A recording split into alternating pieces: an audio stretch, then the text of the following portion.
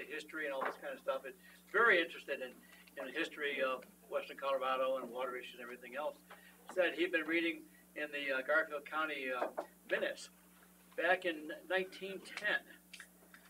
There was a meeting with, it was called by the Grand Junction Chamber of Commerce, Grand Junction Area Chamber of Commerce, Garfield County, Mesa County, and Eagle County. And they were requesting support for a opposition to a trans-basin diversion proposed 4,000 CFS in Upper Grand County from the Colorado River over to the Front Range in 1910. And they sent a letter to Edward Taylor at that point, and created, that was, I had not seen anything from 1910 before. But pretty early. Yeah, pretty early. Old sentiments die hard. But we're back in session. Lori's going to be pulling together the list of the committee members. Everybody did get at least their first choice on committee. We're going to read out the members of the Information Outreach Committee, which will be meeting at 4:30 today, so you can prepare. Steve Acrofresca, Marty Whitmore, Ellen Vanderbrink, Reby Hazard, and Karen Stegelmeyer, and Karen will be the chair. Oh, okay. Okay. You requested, I know, committee, yeah. You surprised?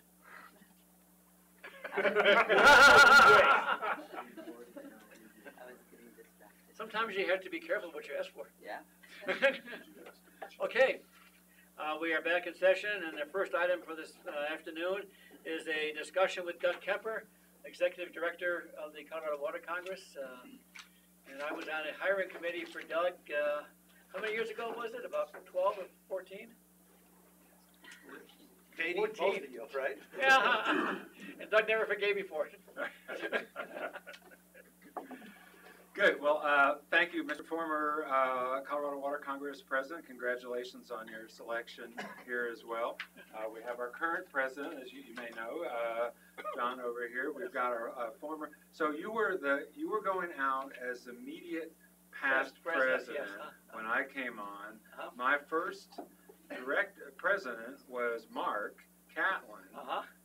When we went through our first year together, and so that was fantastic. And I think one of Mark's comments, we ended up having a pretty good first year, I think, Mark, didn't we? And I think we did. And one of the comments when he was doing my review right at the end was, "Now you had a pretty good freshman year. Just don't do this sophomore slump." And so that's kind of been something that's always been in my mind, of just kind of keeping the foot on the gas there a little bit and continuing to help the job of evolving and growing the organization is never done. Doug Munger was also Doug Munger was also on our board at the time, and so one of my fonder memories of Doug was when one of the first budgets I put out there, I hadn't clearly thought through all of the items that were in my budget, and I didn't give you a hard time. No, but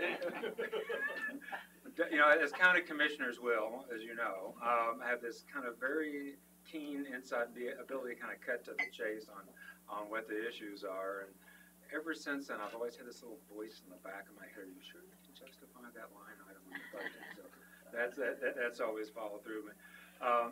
Last year's budget, we ended up, I think, on $1 million budget. We were like, on the revenue side, we were within like $68. And my treasurer goes, "Well, that was probably just luck." And he's probably right, but there was just a little voice that dug in my back of my mind. So I think Mr. Treese was board president at one point too. Yeah, Chris Treese is former board president. Mike Itel is our chair of our vice chair of our water quality committee. We've got former Aspinall Award winner Bill Trampy. So a lot of input in shaping who the Colorado Water Congress is and has become. And I certainly appreciate the guidance that I've received from all of our presidents here.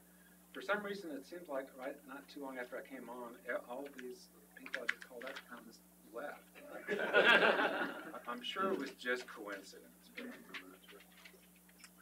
So one of the things I wanted to hand out is, how many of you know the name John Bernard, Sr.? What can you tell me about him? Do you remember? Council? Council. Council. Yeah. Council for the River District, right? So if you has everybody read Precious as Blood, Stephen Schulte's book? I think it's his own book right now. But he talks a lot about John Bernard Sr. And his son, John Bernard Jr., was actually our first executive director. So if you didn't know that, and when we were actually housed in the Office of the Attorney General. So if you can think now of the Attorney General operating a nonprofit association within the walls of his or her organization. It's pretty crazy. So what I'm getting ready to hand out to you is probably the most important document this organization has ever had. It's from 1958. It's the platform of the Colorado Water Congress. John Bernard, as best we can tell, was the actual author of this. And when we had our first meeting in June of 1958, this was the platform that the members of the Colorado Water Congress, it was a meeting of some 500 of the water users. Let me know if you need some more here. I've got some more here. Met, and one of their main orders of business was to review and adopt this document. In the 61 years since this was written, this document has never been superseded. It forms the soil of what we do. It's the foundation of who we are. And as I'm, I refer to this frequently, and in terms of thinking about what the Water Congress is doing, what it should be doing. There's a lot in here about compacts. There's a lot in here about equity amongst the states, different areas of the state. There's a lot of representing Colorado's interests amongst other western states. There's this called for the creation of a water education group, which didn't happen for another 45 years afterwards. The Water Institute is in here at the end there. So very, very thoughtful document. And so if you think about things that you might have written today, think about that's still affecting, if that was to still affect what people do in the year 2080. I mean, some of Chris Treese's memos are really good, I'm sure. And you kind of want to go back and refer back to those things, but you I'm sure they'll be reading them just like Garfield County Commissioners were. Yeah, exactly. 80 years later. Exactly. So, but the document here was extremely far-sighted, and it just our strategic plan, our policies, all kind of have their roots in what you have in front of you. So, if you ever want to know who the Water Congress is and what we're all about, that's this document will tell that. A few years before, about 20 before we were created, and about 5 before the River District was created, there was a creation of a Western organization called the National Reclamation Association. It went through changes and became the National Water Resources Association. And Chris, so 5 years ago now, it just about blew up over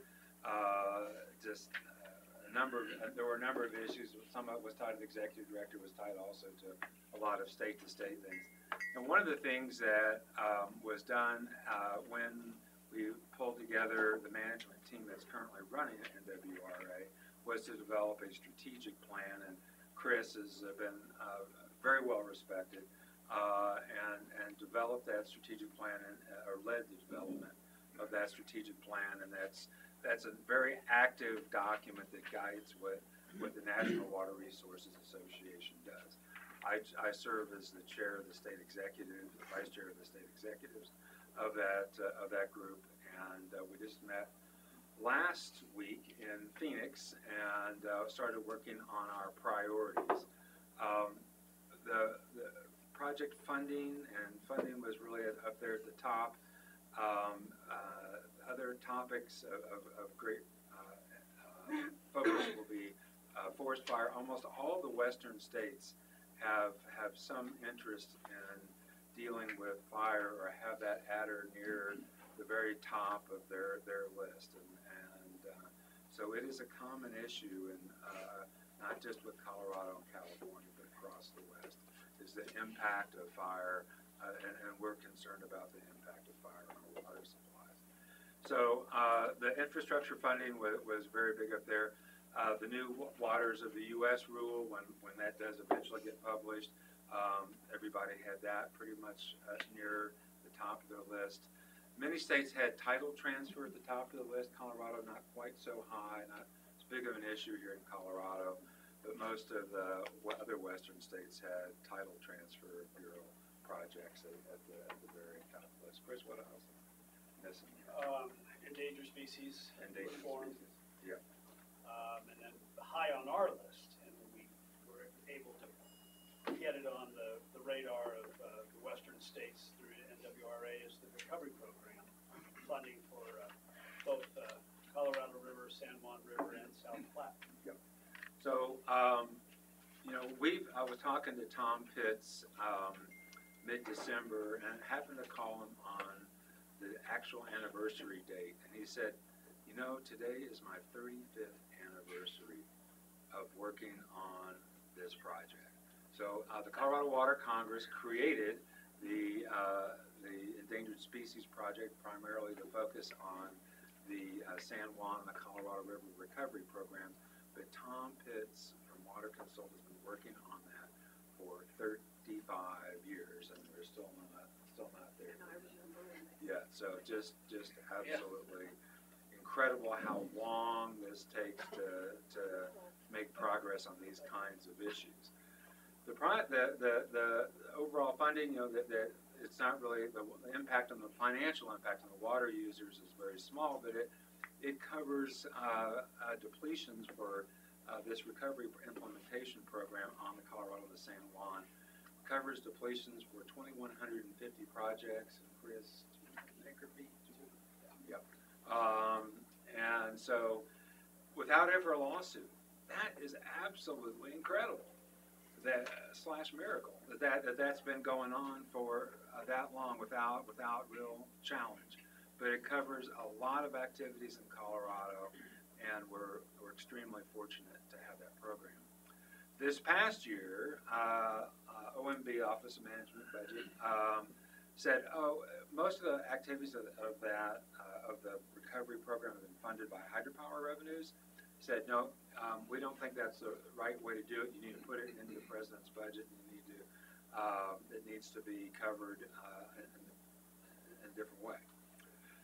So that really threw us all into a fairly big crisis in the spring and summer of this year as we were trying to figure out what to do, and we did get a patch on that for this year, but there was, at the same time, there was a number of issues that you may have heard about on the Green River. Water users there did not want to see releases from Flaming Gorge be used for that, and so that took a lot of capacity to deal with that, but we did get a bridge done. But Chris has probably reported to you on Senate Bill 2156 that did not make it through the Congress, but we're back at it again. Tom Pitts leads a group of about 20, 30, I think some of your staff has been on those trips every year, usually in March, to go back to D.C. for what he calls the 10 Cup trip, and that group will be going back again.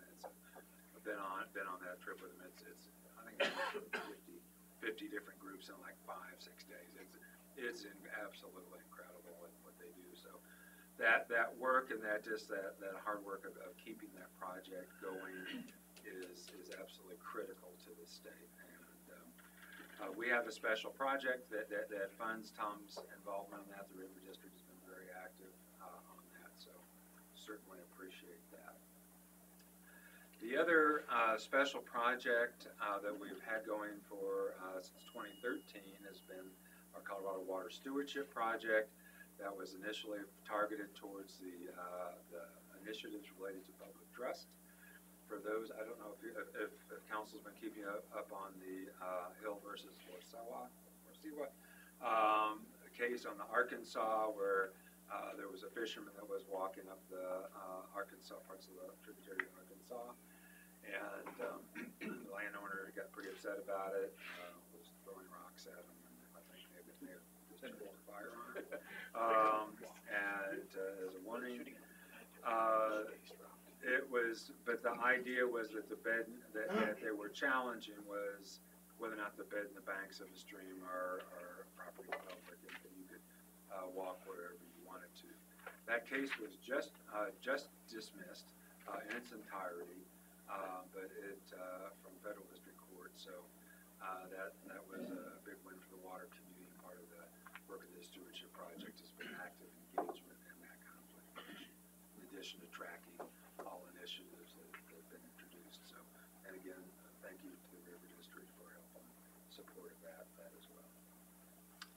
The other thing I wanted to mention to you about was, I think, our newest endeavor has been a creation of a Forest and Water Alliance, tying back to the fire. Club 20, Chris has been extremely helpful again on that. Club 20 and a Front Range group called the Watershed Health Investment Partners, which is some of the Front Range water supply entities that do work in the forest, like such as above Hammond Fire, above Cheeseman, etc., along with the Nature Conservancy and the Timber Products and the Colorado Water Congress have created a Colorado Forest and Water Alliance. And there's a lot of groups out there working on forest and restoration, a lot of watershed-based groups doing that. Seems like most everybody's got some kind of tie right now to forest or level of worry, everything from the realtors to, I think Wells Fargo's got even a group of work that work on that. So the focus of this group is going to be to zero in on what can we do to speed the pace and the scale of recovery or management of the forest activities. So it's very focused on advocacy, not so much general education. And it's actually patterned by a group that was created in California called the California Forest and Watershed Alliance. Senator Roberts and I have been talking about it, and so the whole effort is modeled after that. At the state executives meeting and at NWRA's leadership forum last week, we were discussing this, and it looks like we may for the first time, kind of have the states kind of start working together without necessarily going through NWRA. And literally today, that California group is talking about whether they'd like to partner with us on developing a forest fire forum that would probably be in May or June, probably in Sacramento. We'll look at the Camp Fire up there, which was absolutely devastating. The Paradise, I think 80 people lost or something like that. So we're looking at creating a small group on that, and we'll keep you posted on that. But that would be kind of starting to maybe coalesce the Western voice a little bit on that. Arizona is very interested in it as well as Idaho and Washington State, so we'll see where all that goes. I want to try to leave some time for questions and stuff if you have any, but those are, I think, the topics we wanted to make sure we covered. You want to talk about your convention next week? 2 weeks. 2 weeks? Yep, so. You go next week, you won't see much. Don't bring that on any sooner. Yeah. So, again, registrations have been extremely strong. We passed the 500 mark about a week ago. Our Andy Mueller will be doing a reaction panel with Jim Lockhead on the Colorado River issues. We have both the upper and lower regional directors for the Bureau of Reclamation coming on Friday, February 1st. We'll be at the Western District. Doug, will they be able to come if the government is still shut? As far as we know, we're doing a phone call with them here in a couple of days. They can't call you until they can't come. So, we're also doing a forest workshop on Wednesday, and at the moment we cannot contact or interact with our forest folks in the U.S. Forest Service. Fortunately, that we can look at other folks we can go to. So that's good. I'm excited about a climate workshop we're going to be doing all day long as well on Wednesday. But this Colorado River session was what we wrapped the conference up with, kind of a highlight there, and we're really excited about that. And Andy, I really appreciate your engagement with that. So, Brent Rees and Terry Folk did a similar presentation at NWRA's annual meeting back in And November really was knocked out of the park. I think it was one of those sessions. It looks like Dan Gibbs has confirmed, along with Phil Weiser, for opening session. So that'll be excellent. And I'm hoping, I think it's going to happen. We're trying to do a baton. Dan Keppen from the Family Farm Alliance will be also there on Friday right before this other session, and hoping to do kind of a baton pass from Ag Commissioner Don Brown to Kate Greenberg, who's a new Ag Commissioner. So hopefully that'll happen. We're about 90% certain on that. So Any questions? I'm just curious about the Water Forest Alliance. Is there a mission statement? indeed there is. And so we had a lot of discussion about carting the horse. So how far do you get ahead of that before you create the alliance?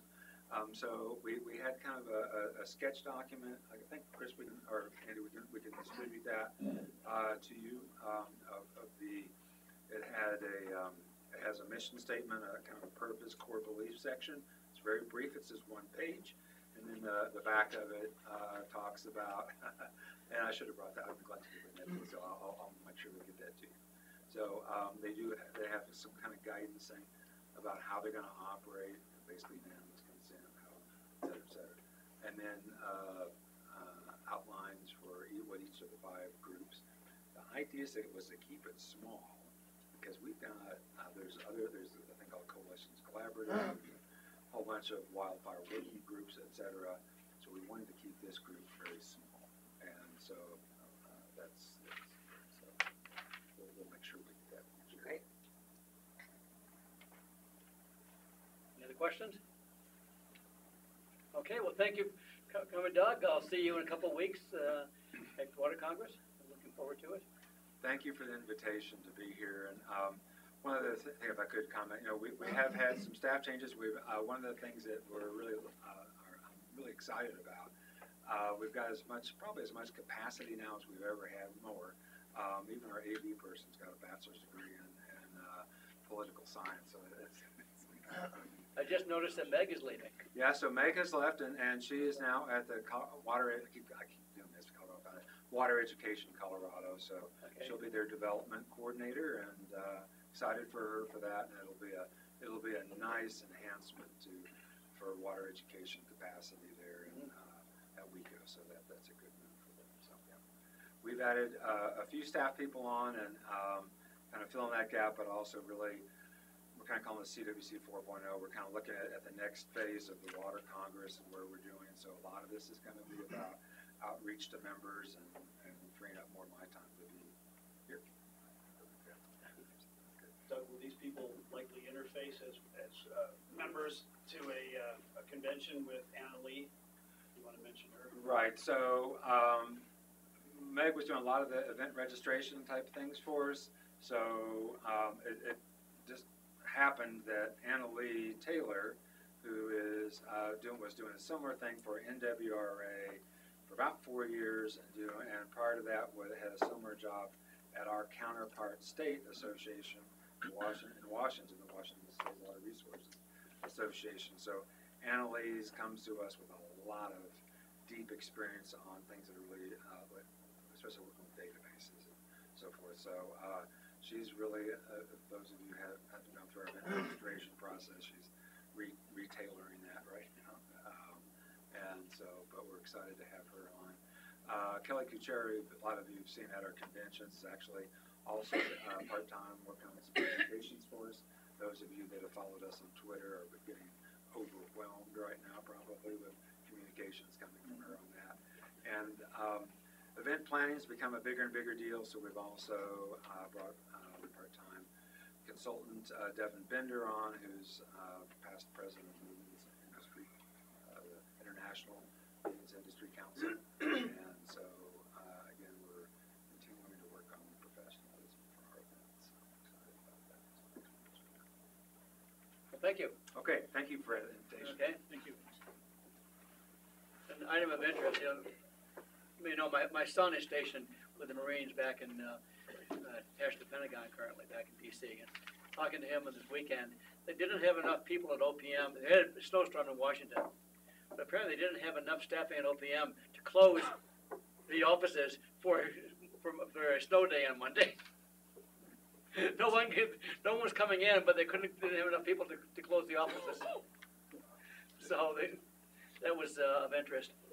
I would like to have our guests introduce themselves. I want to appreciate them coming in. If we could go, around. I know, John, you aren't a guest, so you're sitting in the guest quarters, but you don't need to introduce yourself.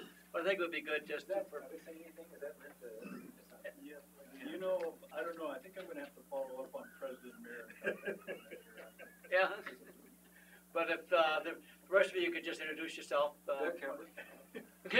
Ken Brenner, Upper Yampa Water Conservancy District. Thank you. John Jumpman, Lisa County. Kathleen Curry, chair the Gunnison Basin Roundtable and sit on the Upper Gunnison District Board. Ken? Ken Newbecker, American Rivers. I'm Jim Plumhoff with the Uncompahgre Valley Water Users Association. I'm Brad McLeod with the EIS Solutions in the Rio Blanco Water Conservancy District. Kathy Brown, Tri-State Generation and Transmission Association, chair of the Yavapai White Creek Basin Roundtable. Orla Bannon, Western Resource Advocates. Thank you very much. Oh, well, can see. Oh, okay, there you are. Diane Johnson with Eagle River Water and Sanitation District. Oh, over there. Okay, good to see you. Well, thank you. Thanks, everybody, for coming. Okay, we're moving on into item number 8, the General Manager's Report. Great, well, thank you, President Merritt. The first item under General Manager's Report is just a review of my goals and objectives. You all received this as part of your packet. I'd be happy to address any questions, concerns, additions, subtractions that you might see fit. And I'm happy to review them one by one, but I also think in the interest of time, unless you desire that, I would skip that. But I do welcome your input now or in private if you want to give me a call. All right. I'm going to assume that you all read it. Yep. I think it's good to go through these, to have these in front of us. Oh, absolutely. I appreciate that. And We don't I need to go through them, but I think it's good to have those put in front of us. I do want them, and I honestly do value your feedback. So if you have suggestions, I welcome them. And last year, Trampy came up with an addition, which turned out to be something I spent a tremendous amount of time on. So I appreciate it. We'll move right into the Yampa. Drought contingency planning and demand management. Again, you've received several memos from me on this. I think the critical issue from our district's perspective is that we continue, just to summarize, we continue to push the lower basin to reduce their chronic dependence on overuse, while at the same time recognizing that the upper basin does need to prepare and will be moving forward with a demand management program, provided there's actually agreement among the 7 states and federal legislation. And as such, I think it's important for this district to orchestrate a broader discussion on the western slope with creating a significant feedback loop between water users and our district, southwestern districts, and district, and others who are engaged in the public discussion, a statewide discussion of demand management. So as we go forward, you'll see myself and our team here at the district reaching out and organizing some stakeholder groups to discuss that in a manner that's well coordinated with Southwest, and want to make sure that the western slope as a whole has a proper seat at the table and input, and frankly provides leadership as to how any program like that would protect our water users and our communities. And so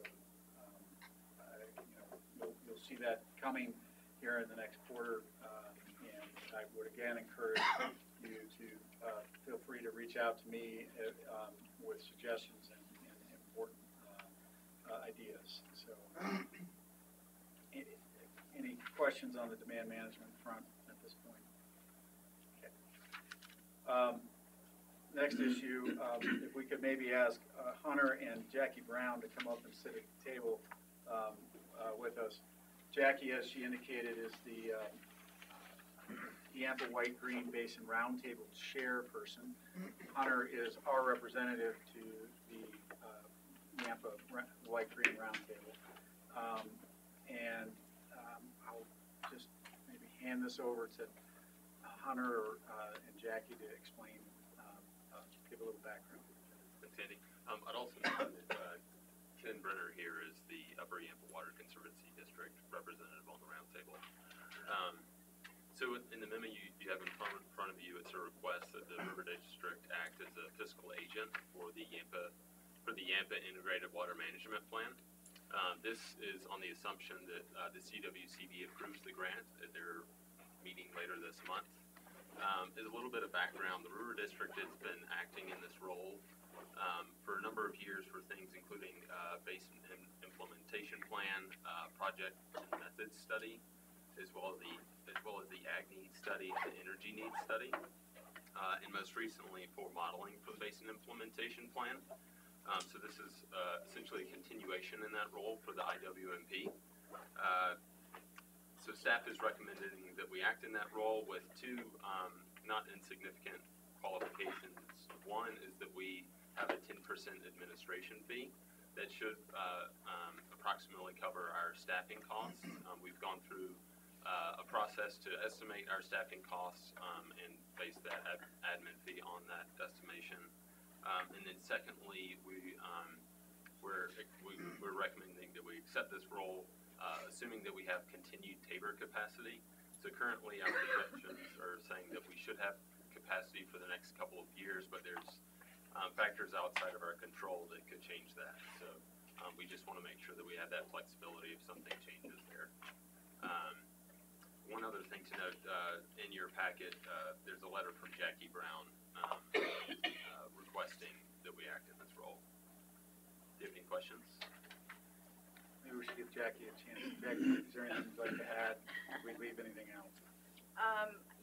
I think it's important to understand that for the Yampa River Basin, and I say that because the White River isn't included in this IWMP Integrated Water Management Plan, in case you're unfamiliar with the acronym. We only have the Upper Yampa River Water Conservancy District that is functioning organization when it comes to water advocacy, in these situations. And unfortunately, we don't have anything in the lower basin.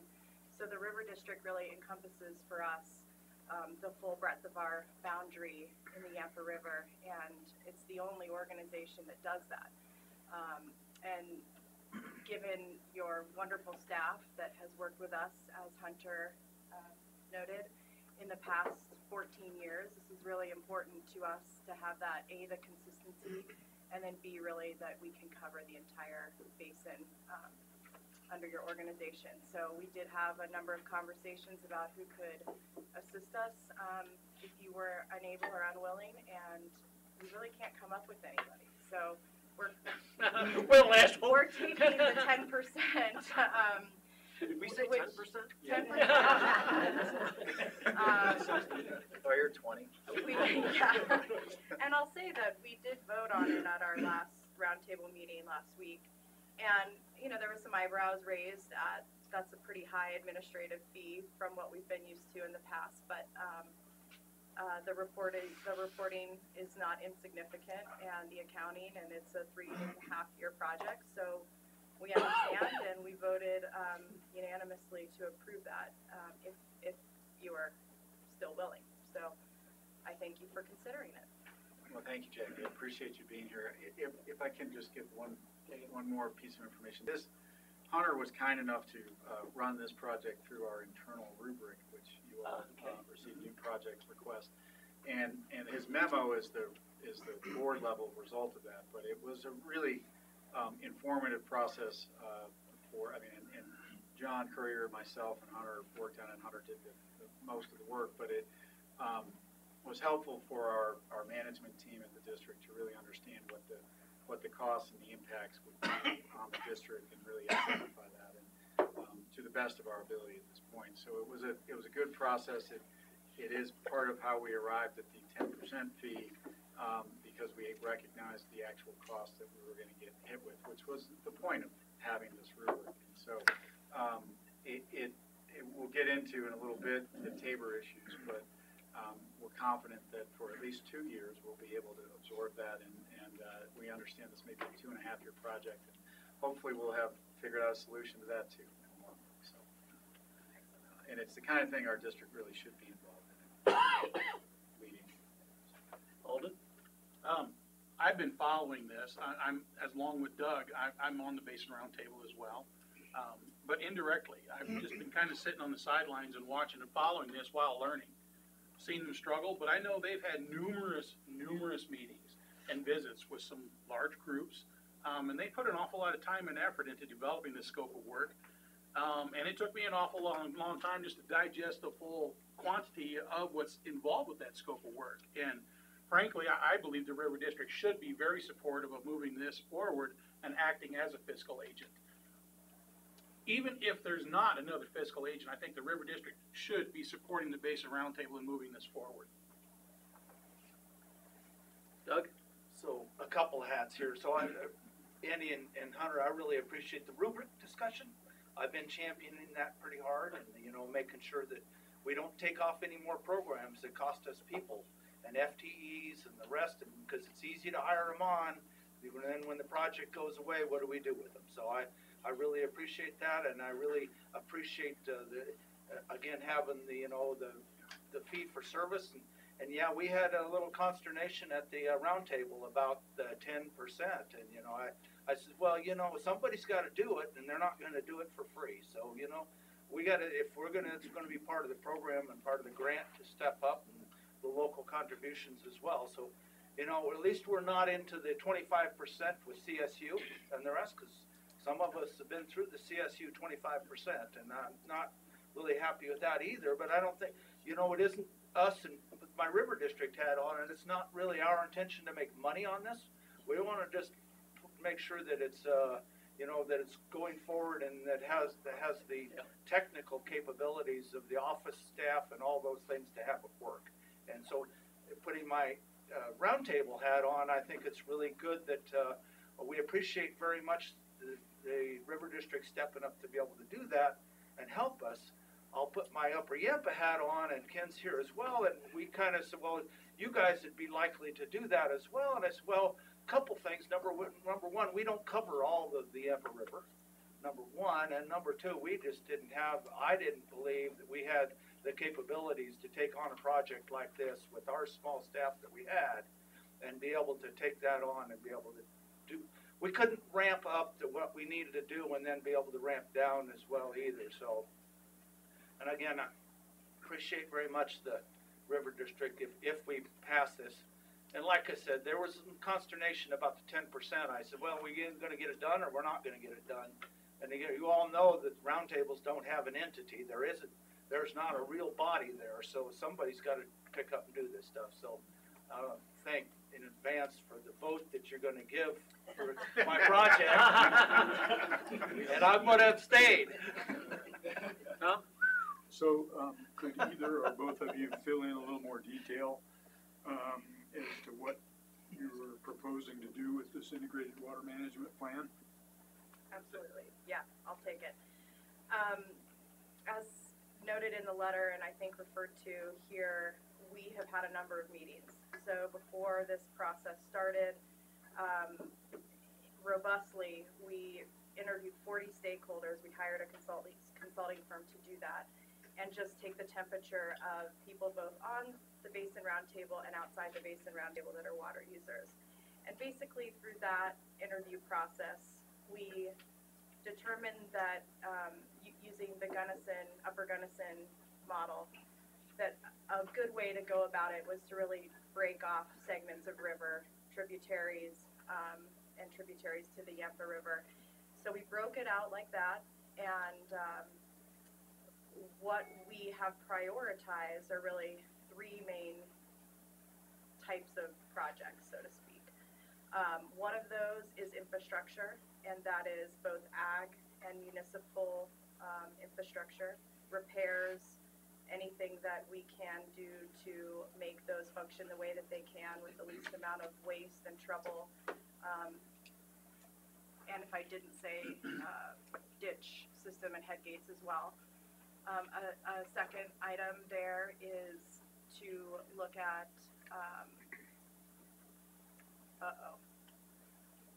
it just escaped me what that's like. Oh, restoration projects up and down the river, and then the other one is to really look at management on the full river, and I'll tell you why that's there, because I know that's a little bit of an oddball. When, as Doug mentioned earlier, we come to this post-2023 discussion on the recovery program, we have been told through Tom Pitts that we're going to have a discussion about water protection, flow protection on each of the segments that are involved with this recovery program. And so this is an attempt in a grassroots way to take a look at the resources we currently have now and see what we can provide as water users to this program.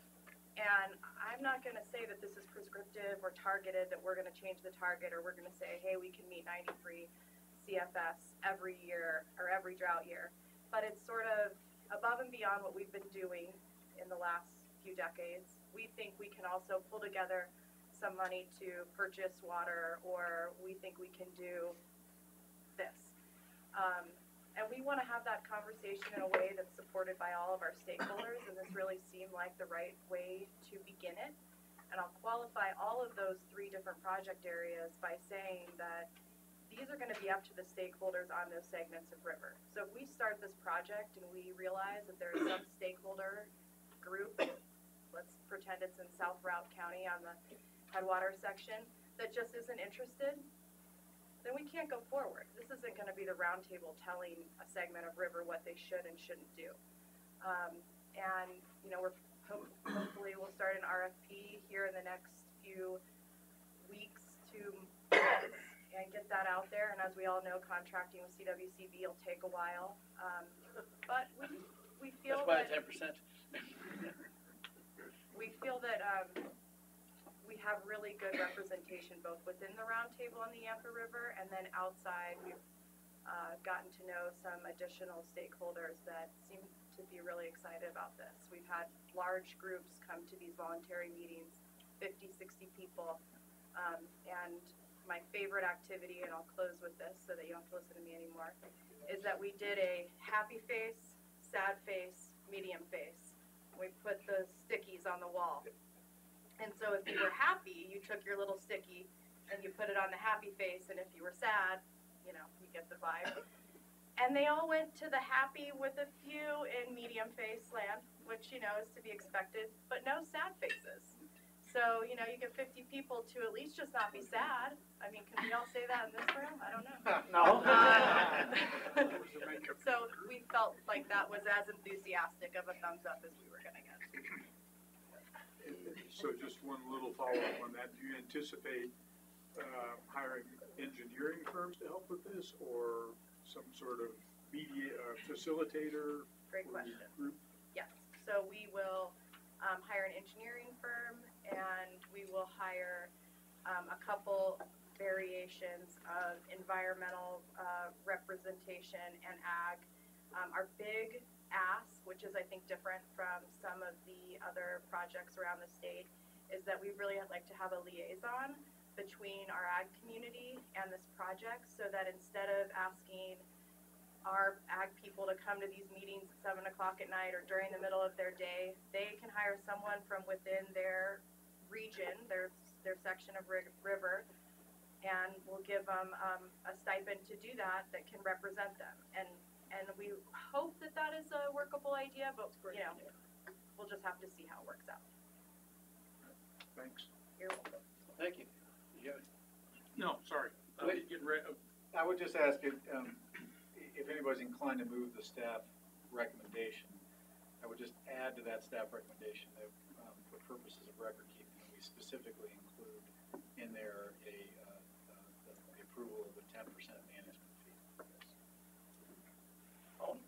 If we're ready for a motion. We're ready for your I would like to motion. make a motion that the River District support the Basin Roundtable at the 10% administration fee for the continuation of the integrated stream management plan for the Yampa River. Second. Okay, we have a motion by Alden, second by Kathy.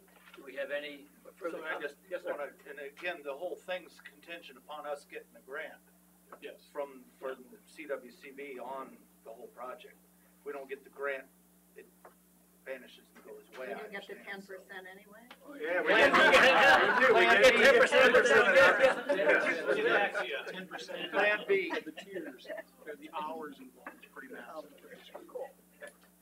I'd like to point out that if it wasn't for the technical, the legal, the administrative and accounting staff that's been built up over the years in the district, we wouldn't be able to do this. I mean, we've got our accounting staff, our technical staff, administrative, legal, do a great job in being able to do this. And it's not easy, as we've definitely seen with the Gunnison RCTP. So, I'm gonna call for the question. All in favor say aye. Aye. All opposed, same sign. Okay, thank you. Thank you. Thank you very much. Yeah. Jackie, we greatly appreciate it. Thank you. Hunter's going to stay up here, and the next item on the agenda is the White River Storage Project. And Hunter and I both wrote the memo. This too went through our staff rubric. Is there a cube to go along with that, or, I'm sorry, is there a cube for that? Is there a cube? That's funny. There are really two levels of requests here from the Rio Blanco Water Conservancy District. One was a financial request of $50,000, and they're using that to match their CWCD grant, which they did receive, of $350,000, and so they're contributing, I believe, $300,000 of their own funds to match that, plus our $50,000. That's correct. And our staff recommendation, even in these tight times, is that we do support, the district does support this project with the full $50,000. Let me just explain by way of background. Could see this request coming down the pipeline, so to speak. And we, in the past, have supported other projects in other basins to the tune of $50,000. Most recently, the Grand Valley Water Users gate repair project or electrification project. But we knew that we would not have enough money in our grant program and to be able to do a project like this. We do have the ability to fund this year, and we can handle that if the board is inclined to support the staff recommendation.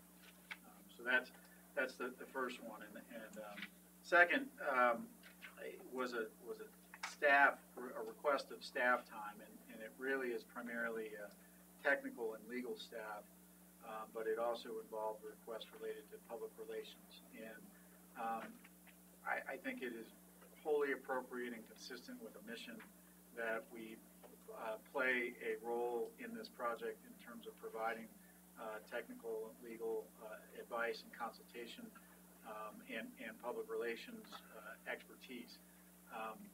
We do ask in the memo that we not be put in the position, and they're not asking, but I think it's important to clarify, we're not the project engineers, we're not our legal counsel will not be providing legal advice to a client being the Rio Blanco Water Conservancy District. They have both engineers and legal counsel at their district already working for them. And from a PR perspective, we have lots of great strategies to help with and devise, but we also ask that we not be the public relations arm of this project at this point. And the project is in a pre-permitting phase, so it is a highly technical enterprise, and think Hunter did a great job of estimating staff time and got a lot of input from the management of the River District in terms of how that might look and work. But it is, in addition to the $50,000 of actual cash contribution, we're talking about approximately $30,000 in staff time being contributed to this project. And I will say that the recommendation here is not taken lightly. It's a big chunk for us, but it's an important project for the White River, and it's important to get it right so that it gets through the process. And if we can help do that, then we really want to. And so that's where we're coming from. And I just wanted to make sure Hunter didn't have anything to add to that. No, I think that summed it up well. Thanks. Ken, did you have a question? Does that staff time count towards the match as well as the cash? I don't know if it counts towards the match at the CWCD. No. No. Any other questions? Yes, sir. So are we pretty confident that the pre-permitting phase, as it's called here, will be done at the end of 2019? Or is this pre-permitting phase potentially multi-year? I can tell you that the Rio Blanco Water Conservancy District is incredibly convinced and optimistic that it will be done in a year. You'll note at the end of the memo, we might have mentioned that sometimes those things take longer. We are asking for 1-year approval with the need to come back to this board if it takes longer than 2019. So that's Okay. Mr. Prescott. Just to be certain, the River District will not be acting as fiscal agent on this project? Nope. Any other questions? Yes, Yes, sir. I'm sorry, I'm a little confused here. So we're asking for $29,000 worth of in-kind, and then plus another $50,000 in cash? That's Yes. correct. I just want to make sure I understood that. And again, I guess the other thing is, I'm not going to have a problem with the direction here, and I'm fine with the conversation that was just had. Is there any light at the end of the tunnel? Are we like partners here when we get done? It's just, and is that a fair question? You understand the question? I understand the question.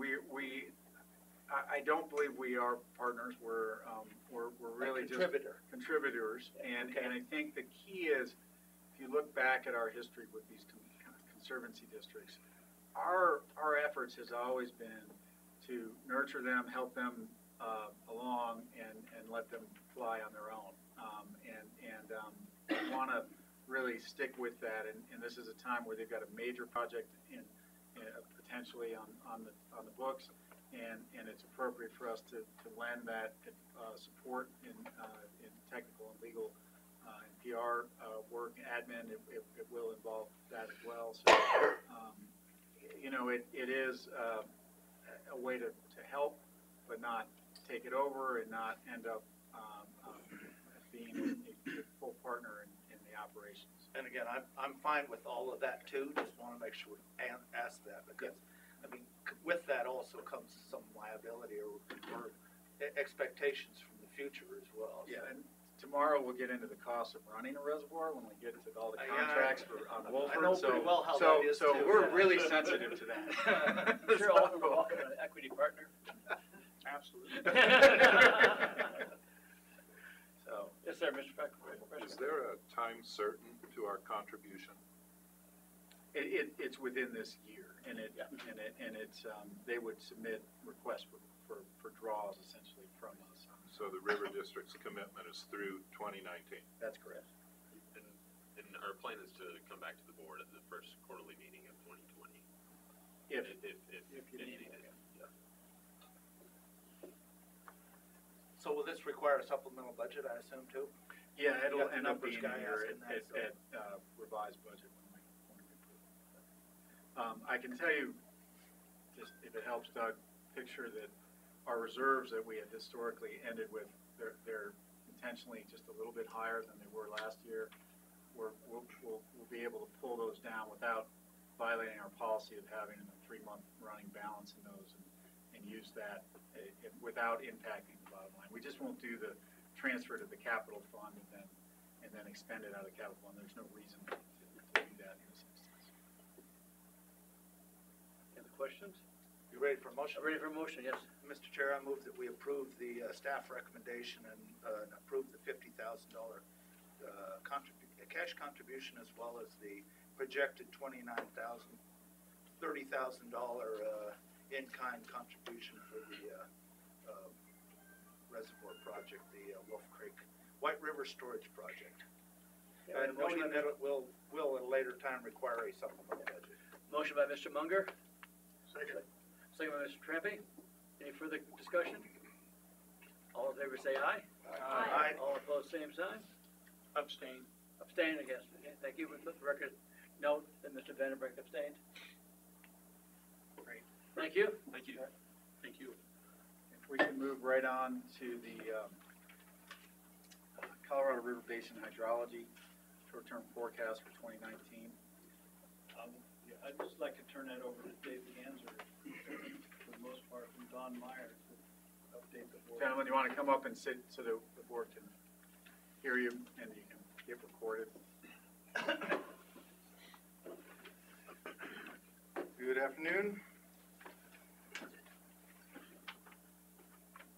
Since you're all residents of the basin, I probably don't need to belabor the report too much. You've got a memo from us, a joint memo, looking at the hydrology. It was written at the end of December. Conditions have not changed too much. Still not the best, but way better than last year. That's a low bar that we're overcoming, but the good news is we're nearing average, but we're below average in terms of snowpack and in terms of forecasted water supply. The forecasted water supply that we're going to talk about mostly is the April through July. That's when the bulk of the flow comes into the reservoirs. I'll talk mostly about the Gunnison and Lake Powell, and Don can speak to Upper Colorado. The 24-month study was just released yesterday. That's a Bureau Reclamation study that's run every month for the next 24 months. It's based on an inflow forecast of 64%. So that's the forecasted April through July. When you look out for the whole water year, next year, looking at about 7 million acre-feet coming into Lake Powell, and with the interim guidelines and the tiering, there's now flow predicted of about 8.625. That obviously makes a difference of negative 1.6 million acre-feet. So still above 8.23. Still above 8.23. Yes. So the way that works is they look at Powell and Meade, they look at the inflow-outflow, and this adjustment will be made in April. This is just preliminary, but April, they call it the April adjustment. That's when these numbers would become firm. But these are estimates, again, for the system. At the end of next year, this calendar year, it's projected that Lake Powell will be at 38% capacity. And so it's pretty daunting. And last year, in 2018, we lost, combined of all the CRSP reservoirs, about 5 million acre-feet. Next year could be in a similar range. So 2020 is a different deal because that's when the shortage declaration for Lower Basin would kick in. And those projections yet haven't been made, but they are in the 24-month study. So there's what I should say is the projections have been made, but there's not a lot of certainty with those projections based on what could occur again with the April adjustment and with the shortage declaration. In terms of what we see across the basin, again, exceptional drought persists in the Four Corners region. And when you look at the snowpack across the basin, things are best here in the Upper Colorado like they were last year. As you go south, it gets worse. We're at about 80%. These are water supply inflow projections, 80%. 70% as you go south. And unfortunately, the green, which we relied on heavily last year, is also in the 70 to 80% projected range for water supply inflow. That's why we're looking at a 64% inflow to Powell right now. In terms of the Gunnison River Basin, we are not expecting Blue Mesa to fill. We're not expecting Taylor Park to fill. Those are the two main facilities in the Gunnison Basin for water supply. Having said that, the projections are that even though Uncompahgre may not get a first fill on paper, the volume available should meet their demands. Ridgeway, I'm sorry, I forgot about Ridgeway, also not projected to fill right now with the inflow projections.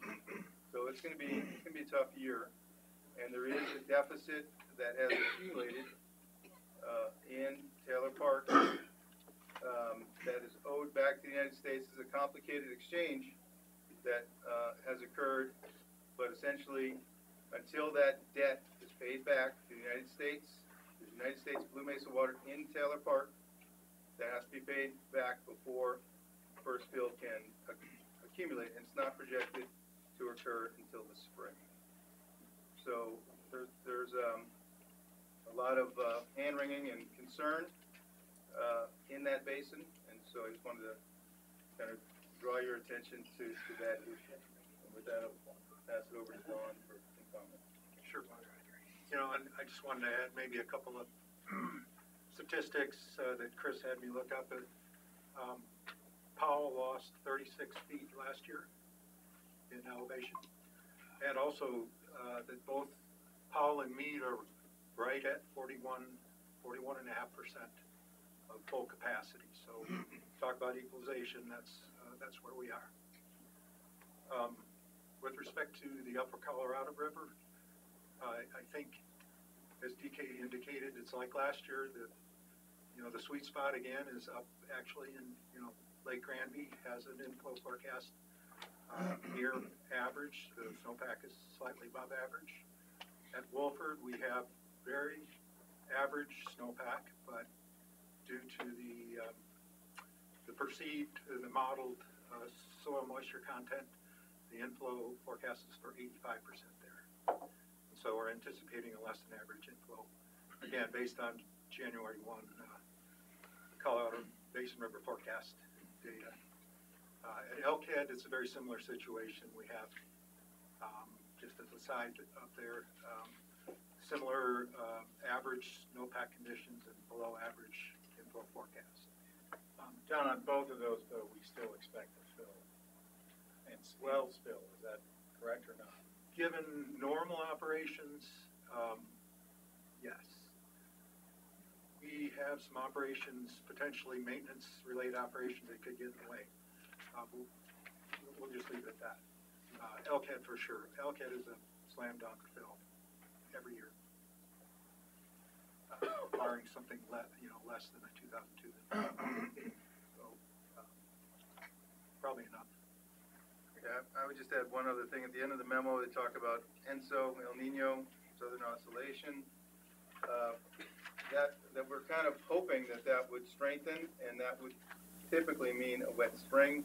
Right now, it's weakening. The latest models are that it could not be as significant as we were hoping, but the near-term forecast is good, like the next 10 days. We're expecting some good precipitation across the basin, so we're looking at that.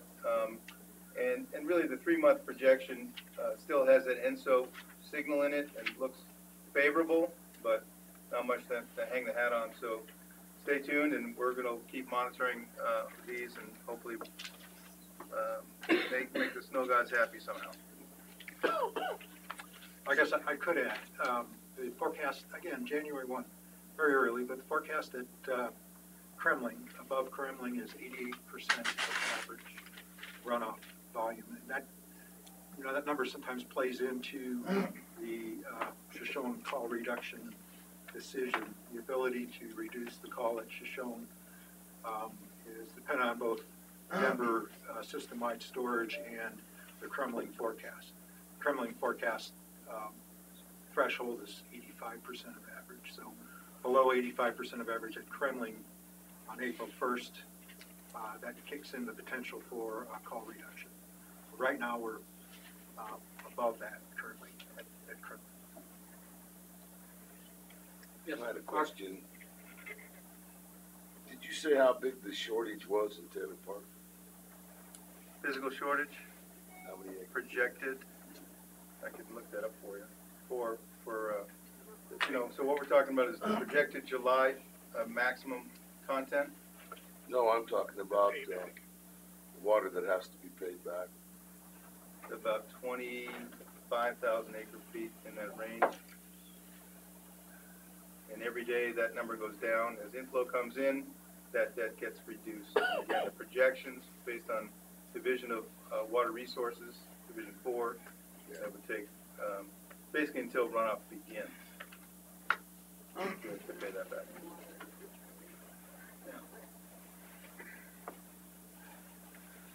So Don, you mentioned the modeling and the snow, or the ground moisture content. Can you elaborate a little bit on that? Is that because the water will go into the ground, or the ground's already saturated, or how does that all work? Yeah, well, after last year, you would anticipate that the soil drier than hell. Driven down, and that's what happens during runoff, is that either the soil accepts the moisture or it doesn't. In a saturated condition, obviously, you have a much greater runoff than in the conditions that we see now, or at least are modeled currently. Okay. Traffic, yes. Can you guys give me any feel for, we've been in this, people talk about a 19-year drought or a 20-year drought. How much has the average that we refer to all the time dropped? Now, when people talk about that, they're basically talking about inflow Lake Powell, right? Because we in the upper Colorado River Basin haven't necessarily experienced that same degree of dryness that they're experiencing down there. So if that's what you're asking about, first of all. So that means, well, if we have 85% of average water, how does that relate to 20 years ago?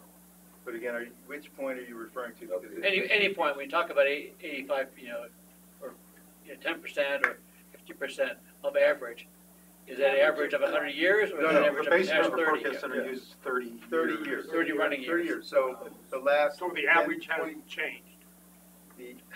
So this is complicated because your baseline is 30-year average. Okay. And if you're looking at 20 years of that, right? So that and then drops depends on down. where you're at, right? So I can throw out some estimates, but it really depends on where you're asking and what time frame. That, for Granby, big difference from Lake Powell. So Lake Powell, we're seeing a dramatic decrease in drying. We're probably seeing about 10 to 12 million acre feet in the last 20 years of average inflow versus, the 30-year record is probably closer to 14 million acre feet. Okay. Give me some feel for what we are here in the upper basins of the Colorado River, like the Upper Gunnison, or can you relate to that? I guess you're putting me on the spot. I can get those numbers for you if I understand exactly what you're saying.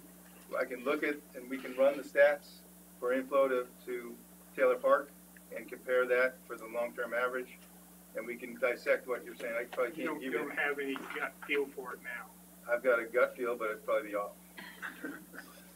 Well, I can tell you that in the upper Colorado, the drought, the Big Basin drought, is distant.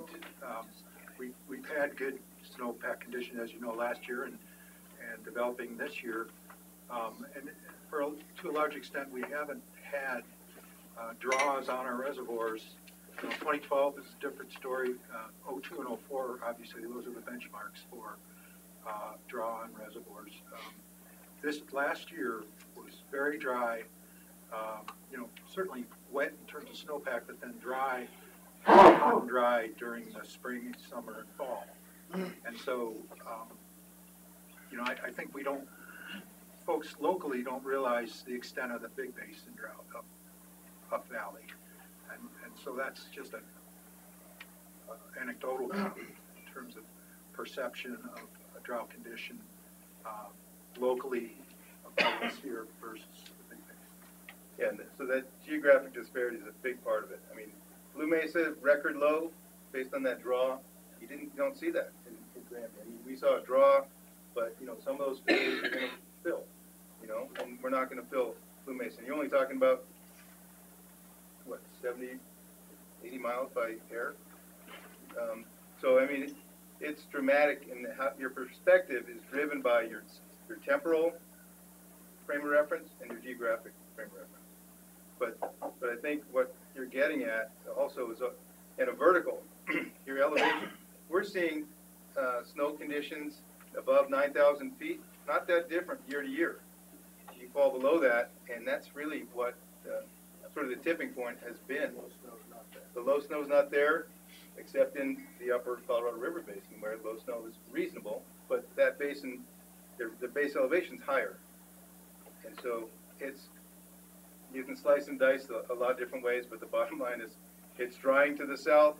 Conditions here in the upper Colorado, not dramatically different. Or if you go north, there's actually a wettening, if you want to call it that, in certain areas in the upper green. So it's fascinating to watch, hard to live through. Any other questions for DK and Don? Any other questions for DK and Don? Okay, I guess move on to risk study then. Yes, thank you, John. Thank you. Appreciate you guys very much. That was extremely helpful.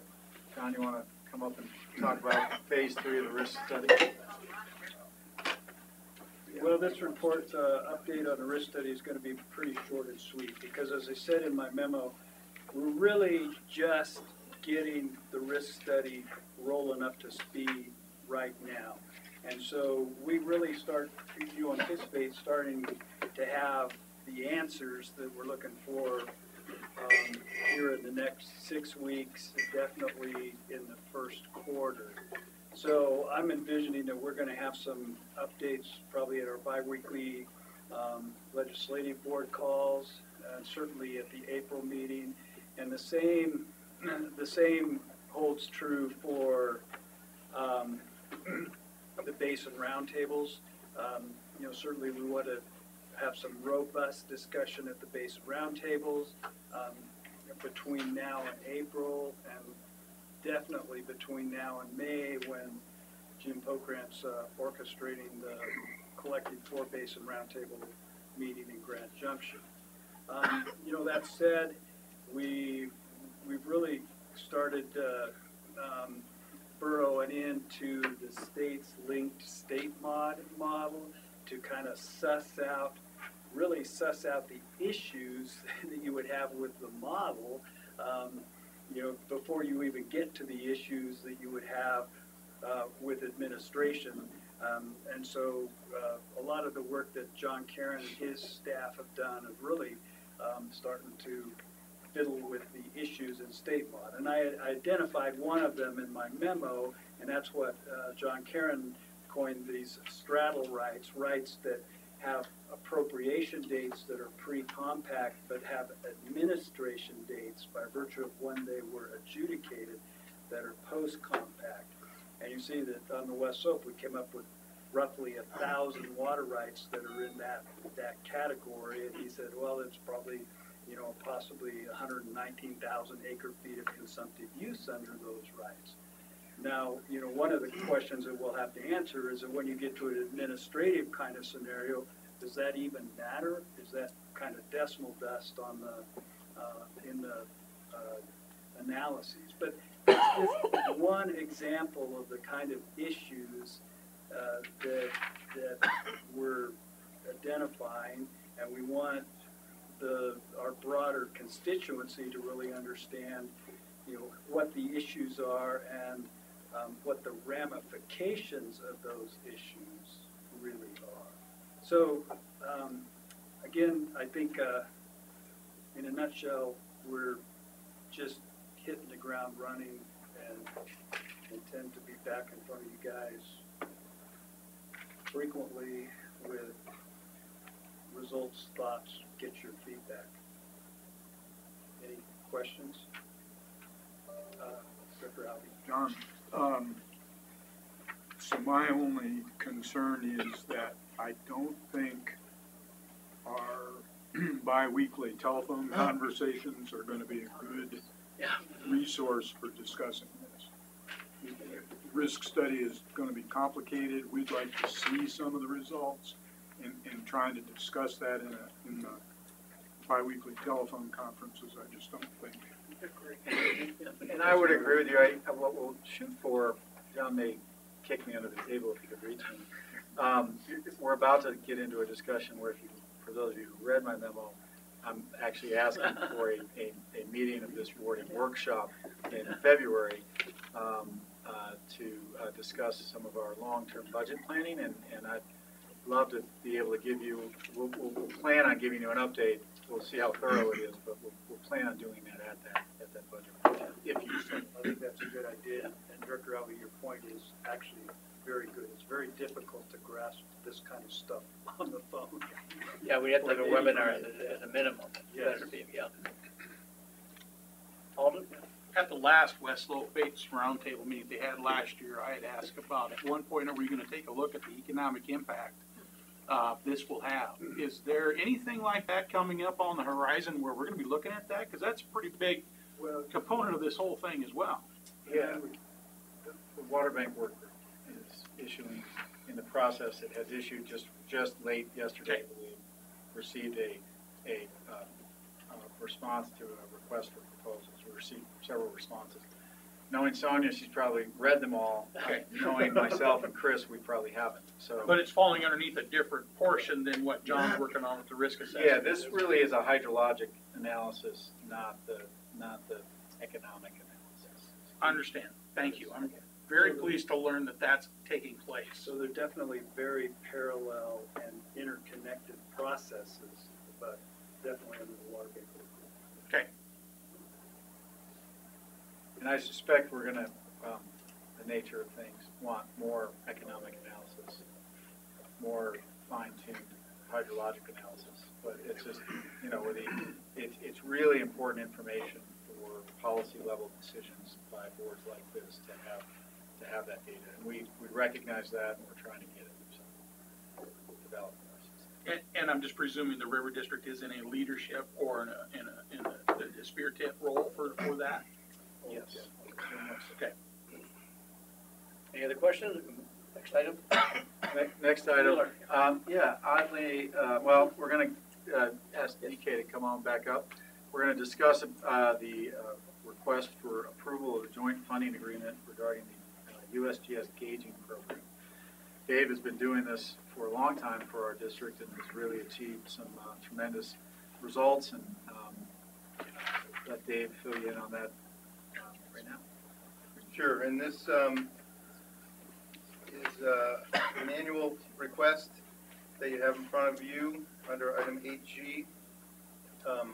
The memo goes over some of the details in terms of dollars. It is a significant budget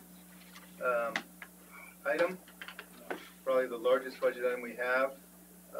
It serves almost every constituent in the River District, I would say, providing reliable stream gauging and water quality data.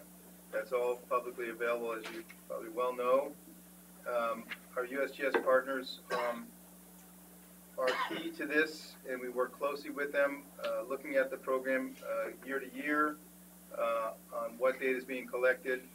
And in fact, we work with our constituents, a lot of that you represent as well, and a lot of your constituents contribute to this. And we have a significant cost share that approaches about 20% of the entire what we call customer costs. And I should just briefly describe, there's the grand total, about over $700,000. USGS, through their cost share in this agreement, brings in roughly $230,000.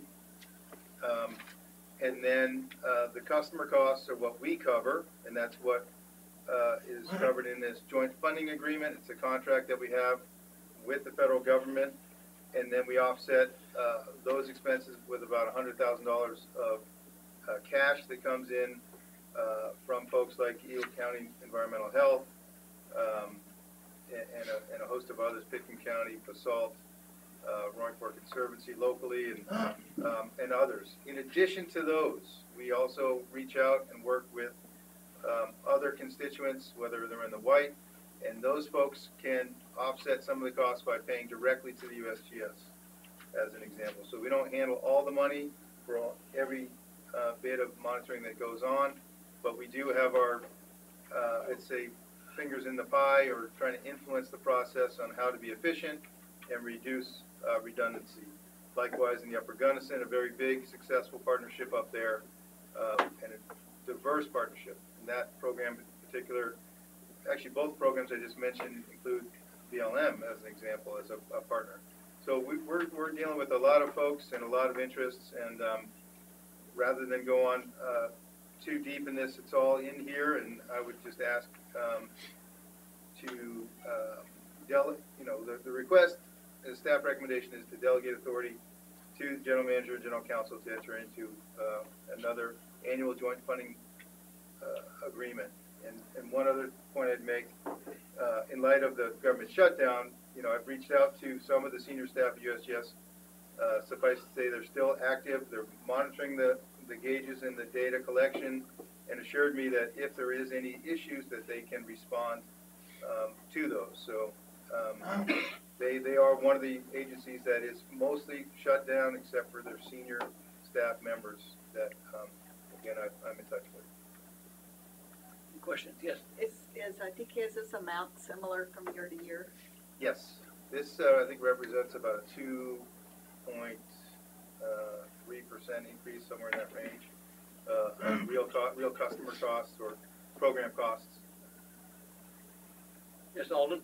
I'm strongly in favor of this program. I know on the White River, to give you an example, all the data that we've gotten collected now is being data mined to try to figure out what's going on with the algae that we got going on there. So that information is really coming forward. Then again, as we've been moving forward with the White River storage project, that data has been coming out as well.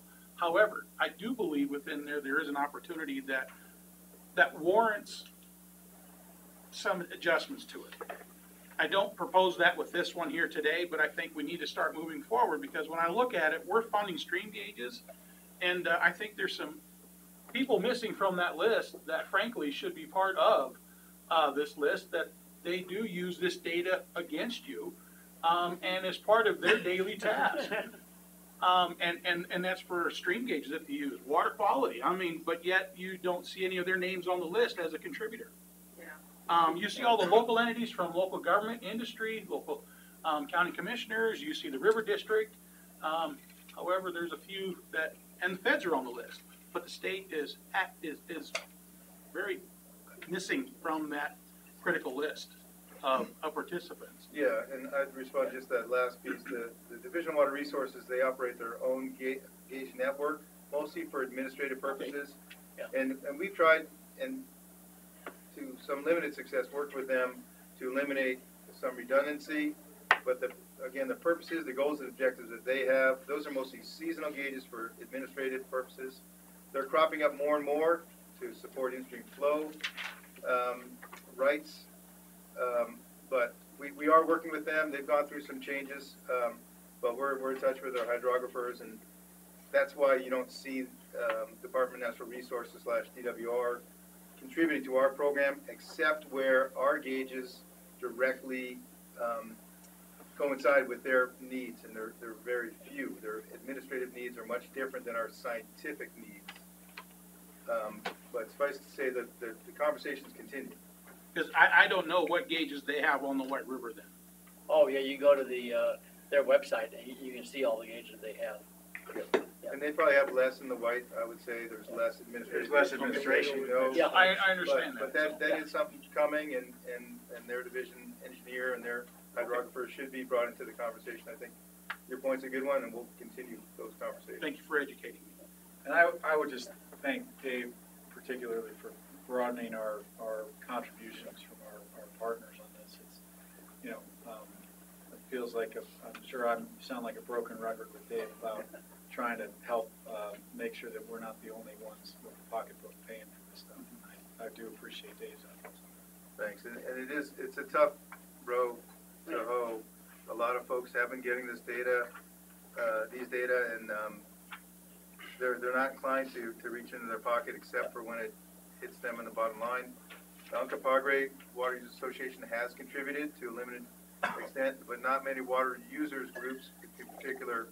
That it's sort of a catch-22 because they don't want to collect so much data that or enough rope to hang themselves in a sense for certain issues. But on the selenium issue, it's been a godsend because we've seen or shown with these data declining trend, and that's protected them.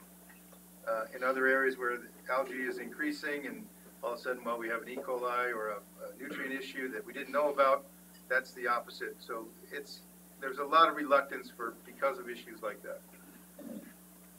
Mr. Fresca? Dave, does this monitoring include the agricultural runoff streams in the Grand Valley?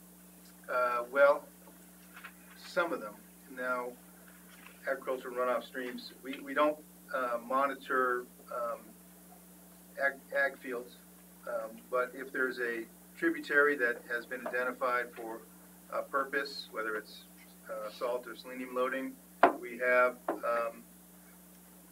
collected data for those purposes.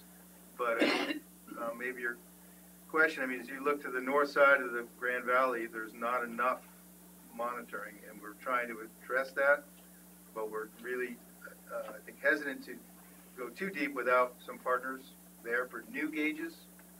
And again, what we try to do is be strategic and occupy a site for a number of years and then move off that site. So we have a baseline or a snapshot, and then so maybe Leech Creek or Adobe Creek or maybe some of those areas you're talking about.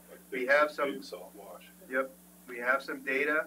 They are discrete data samples for a period of time, but it's not a continuous record. And most of the stuff that we're talking about in our program is continuous baseline data sets, but we do have special projects that we engage in with our partners depending on what the issues are. What do you mean, discrete database? So again, we would go to a site on Adobe or Leech Creek because there's known water quality impacts, measure for 2 or 3 years, get that snapshot, and then move away. So that discrete data set exists. Now we can come back 5 or 10 years later, see what changes in land use or other things have occurred. How does that compare to what we saw in 2000? And the data is available publicly. That's right. Just like the rest. That's right. They're a little harder to find, but I can show you how to do that. Okay, thanks. Okay, we're ready for a motion for support on this. Mr. Alderbrink? I'll make a motion, we go ahead and approve the, JFA. thank you. Second. A second by Mr. Trampy. Any further discussion? All in favor say aye. Aye. All opposed, same sign. Thank you. David, instead of getting up and coming back again, let's, if you don't mind, just a minor switch around. If we can have you and Sonia talk about the Lower Gunnison project. I feel like I'm making you do calisthenics, so Do a little exercise. Again, you've all got a memo in front of you. I'm going to try to pull it up here real quick. We just wanted to apprise you of what's been going on and give you a year-end briefing. It's all pretty self-explanatory. I'll start with the really good news. We've got 4 construction projects online. Tomorrow marks the 4th one, we hope. I'm looking over Jason. We've had a lot of challenges. Well, legal has been key, and I want to tip my hat to Jason. These are very complicated legal agreements to get federal money, two top types of federal money to work together and state money, and then figure a way to get it to the local beneficiary, whether it's a private ditch company or largest water users association in the district. So we're working with, again, you probably all know this broken record, but I'll say it anyway, 4 focus areas in the Lower Gunnison. We call it the Lower Gunnison Project to really talk about it put it in context. The Lower Gunnison has some very interesting characteristics that basically salt, selenium, and water supply. Throw in some environmental concerns with fish, and we've got a good recipe to comprehensively address some of those through these investments in water efficiency improvements. Those are pipelines, those are sprinklers, those are re-regulation facilities to capture, retime, and minimize return flows. Return flows in this country is bad news because it moves the contaminants to the river. That's what we're trying to cut off. In those 4 areas, Bostwick Park, Uncompahgre, North Fork, and Smith Fork, which is in the Crawford area, we have significant projects going online. We had the groundbreaking ceremony for the Fire Mountain Canal Improvement Project. We got some good press out of that, and I think the local folks that turned out, we had about 50 people, enjoy lunch, hear some comments. That's a 2-year, as an example, that's a 2-year project, about $4.5 million of combined funding to put about 90 CFS into a pipeline, distribute it out down across Rogers Mesa where a lot of Delta County food comes from. This project is similar to the other ones that are kicking in. Uncompahgre, they're the old veterans at this. Every year they're doing this, but we were able to bring about $1.3 million to another $5 million project. That's going smoothly. Again, that's probably the easiest one to manage because they've done so many of these. They've done hundreds, approaching 150 miles probably at this point. 120. Yeah. And so, but some of the other ones like Crawford Country is another challenge. That's the slowest one in developing, but maybe some of the largest needs. Some of the most water short areas and maybe some of the most bitter water that we've got in the lower Gunnison. And then Bostwick Park moving along smoothly. So that's kind of what I wanted to highlight. Maybe Sonia, you can talk about some of the on-farm stuff. Yeah, so currently we've awarded 15 projects for on-farm irrigation efficiency improvements. We were working against a deadline to try to get their NEPA compliance done before Thanksgiving, but had a little bit of a delay on that. We are, for a lot of these projects where it requires NRCS to sign off on things or to review stuff, given their staffing constraints, it is having an impact on slowing our projects down. We had hoped to go to construction with some of those possibly this spring, but I am really doubtful that many of those will be able to happen. We may be able to get some small ones to go through, but we need to complete the final engineering design and cost estimation on those so that these people can move forward. So yeah, 15 projects. They range from high efficiency center pivots to drip systems on orchards and vegetable crops to you know, alfalfa hay production and even some row croppers. So, you know, trying to get a lot done, but coming, you know, and I think with this government shutdown, it could possibly slow us down even further. So we'll just keep moving that forward as best we can.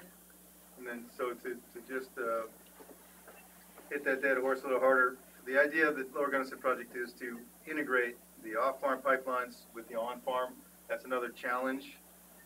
You know, a lot of ditch companies are just designed, incorporated to deliver water to the head gate. Once it passes the head gate, it's somebody else's problem. And what we're trying to say is it's everybody's problem. Let's try to work together. And this is where Sony's work is critically important to sort of call it bridge the head gate. You know, get across that and have everybody think about the entire system comprehensively. And we're starting to make some inroads, but it's knows that 80-20 rule will work. I mean, it's 20% of the issue, but it takes 80% of the effort to do the on-farm. That's the hardest piece. Any questions? Mr. Alvey? Just like to extend once more our thanks to the River District and the staff for getting our project going on the Fire Mountain. It's a good celebration. We really appreciate it. Glad to see that happening. Yeah, finally. We have to do more. You'd be happy to know there's no request. So I have a short question for you. So we're the fiscal agent on that as well, is that correct? That's right. So we issue contracts to the contractee, whoever that might be, the farmer, rancher, whatever, and also maybe the ditch companies. And then, so we issue checks to them and then give them 1099s. Is that correct? Yes, in some cases with the Uncompahgre Valley water users and Fire Mountain Canal, we're gonna use an assignment of payment process, which means that basically we review the invoices, give our approval on them, and we submit a cover sheet called an assignment of payment to the NRCS, and then the money goes directly into that love partner's that. account, which Yeah, I is love that. great. It Yeah, should that's great. eliminate a lot of work for our staff and having to issue 1099s. Absolutely, that's great. We didn't start that way on the Bostic project, and some of our smaller ones, and even the Needle Rock project, which we're managing, we'll have to do But I think you're asking maybe the little guys, they are on farm. the on-farm, You're hitting sprinklers. them all, so the on-farm, Yep. we're probably. The on-farm will have, they'll be able to come, once they have a fully functional portion of their project completed, they can come to us for a request for reimbursement, and we're trying to get them to stick with about 4. Having 8, 10, or 12. But it's So is that taxable good? income. Yeah, no, I Yes, understand that, yeah. but is that gonna roll through us, or is that gonna come back Yes. from? Oh, so it is gonna roll through us. And For then- the smaller Is it projects. for, and then for a reimbursement, and is it after the fact money, or is it before? You probably have to have an approval of the project. You have to have an And then you approved front the project. money. I mean, So no, they're they actually front the fronted money, money. I meant, Uh-huh. yes. Okay, Yeah. So it operates a lot like our grant program used to, exactly, and hopefully okay. will again. Yep. But it's the same concept, and we're actually adopting some of those and adapting to those forms that we used, and the same idea for reimbursement request, 25, 25, 25, or some, form that worked before. But there is some risk to the landowner, but a lot of reward. They're ultimately responsible for the project's success, and so that's the skin in the game, and they also have a cost share requirement. So it's Yeah. a lot like we're functioning as an agent of the NRCS, and in fact, sort of a pseudo or small NRCS program that we're running in the on-farm world. And I will say that I was really proud to see that through our outreach efforts, the funding for our on-farm project, we're able to pay up to 75% or 90% of actual cost, depending on whether you're a beginning farmer, a veteran farmer, or a socially disadvantaged group. You can get up to 90. Approximately half of our applicants fell into those categories, and I think that was something that really brought them out, is that they felt like they're getting to this tipping point where they actually could afford to get their project going. Yeah.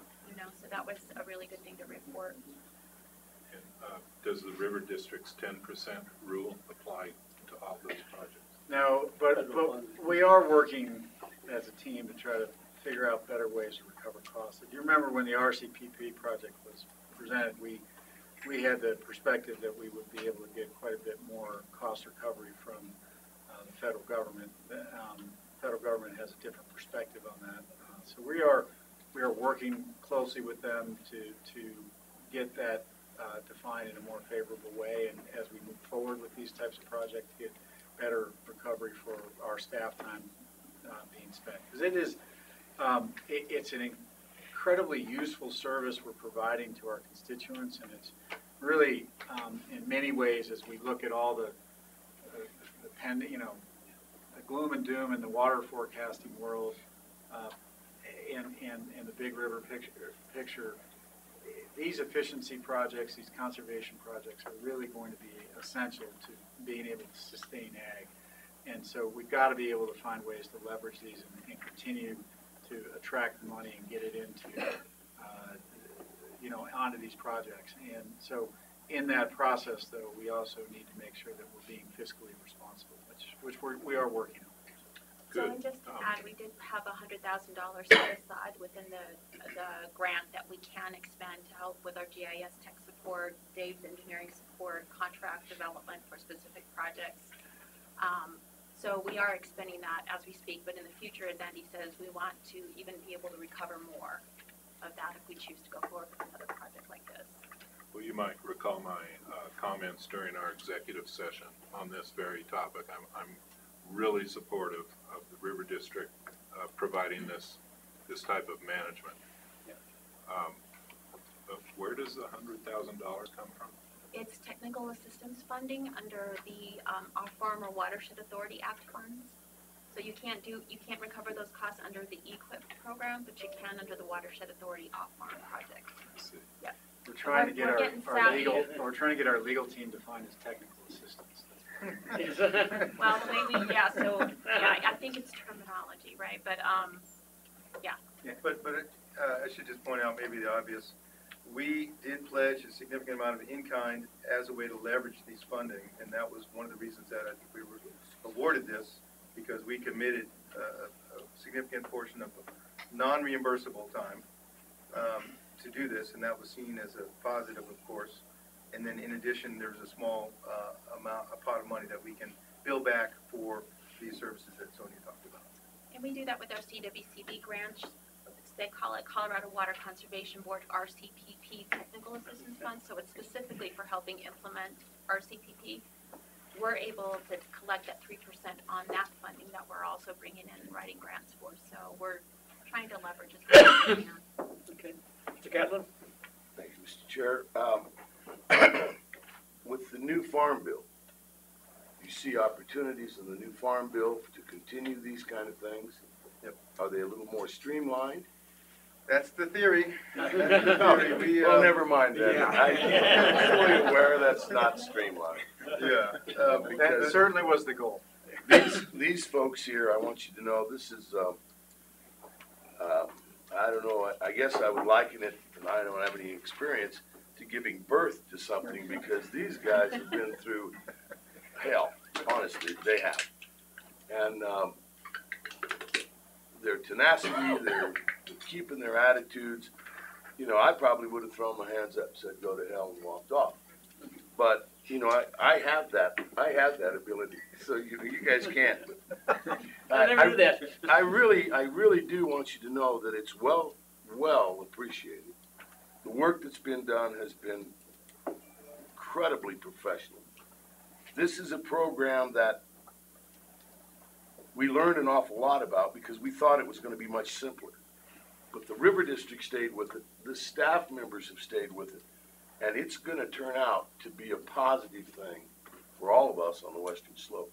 Because what's being done in the Uncompahgre Valley right now may end up being something that we can show off as a potential of this is one of the ways we can do this. And I want you to know you have my personal thank you.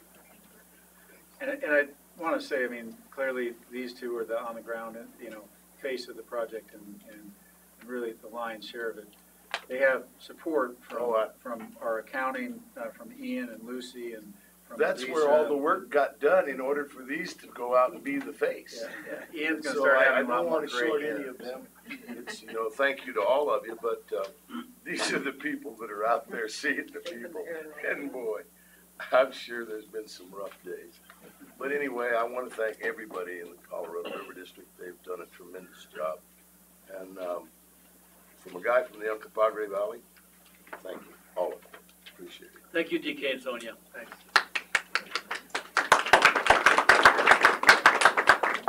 General Manager? Yeah, if we can move on, and this is some of a pretty good segue. This afternoon, we've talked about our ability to help our constituents in the Yampa and the White and the Gunnison. You know, the staff have been looking at the long-term impacts. And we've had discussions about the Gallagher and the adjustment to the residential assessment rate or ratio. And the district has long been familiar with the limitations imposed by the Taxpayer Bill of Rights. As we look forward to 2019 and 2020, this is an adjustment year when the legislature is supposed to adjust the residential assessment rate under Gallagher. And all predictions still show that that rate will drop from where it is right today at 7.2 down to 6.11. 6.95 came out today, our assessor just said. Did it really? 6.95? Well, that could change. So that's That's good news. good news. I'm glad to hear that. hopefully, Chris looks a little skeptical, but, I'll send it to you. okay, well, we appreciate that, and hopefully that's right. But I think what we're concerned about is that this long-term trend on the residential assessment ratio has, started, Chris, help me out here, but when 21% and is now down at least somewhere in the sixes. And you look at the long-term trend on that, and it's not going to go back up, which means that our property tax collections from our residential tax is going down. The burden on the commercial property owners is skyrocketing. Anybody who's ever tried to pass a local school bond or be involved in a local financing effort, bonding issue, knows how hard that hits your local business community. It is a demonstration in really dysfunctional government. We're looking at that and trying to understand what the hit's going to be. If this number has changed, we will revise it, our projections. But we are projecting out 15 and 20 years. Ian and Chris and I have had a number of discussions, and Ian's really going to, he and I have been doing some work, and would like to provide the kind of best, worst and medium case scenarios to this board and really get into what that looks like.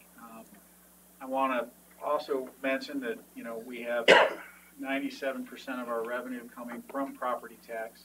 Of that, a significant portion comes from fossil fuel extraction and energy production from fossil fuels. We've got the major power companies in our state and throughout the western United States saying they're going to go to renewables. 100% is Excel's goal by 2050. Our governor is saying 2040 for the state to be 100% renewables. I don't want to get into a political discussion about good, bad, indifferent on that, but I do want to point out that that's a significant portion of this district's revenue, and it's an obligation that we have as you guys as board and myself as general manager to look at what that means 10 or 15 years out to our ability to do our mission. And so we've got that issue. I really will provide and collect some real data on that, some information. Secondly, the TABOR capacity.